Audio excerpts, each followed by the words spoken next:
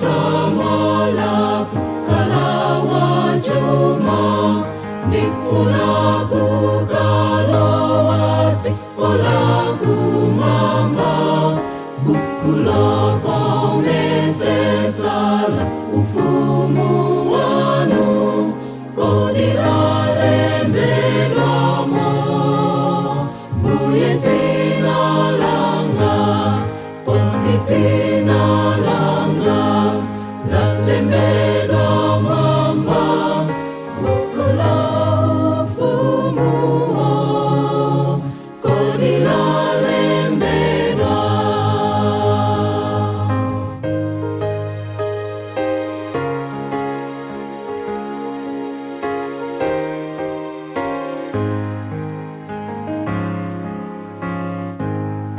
Majimo anga alipo ambili koma maziwa mpolomo siwandikwana chifukwa lonjezano la nulilipobe ngakale afire ndizawayelesa kodi zinalanga lalembelwa mwamba bukula ufumuo kodi lalembelwa.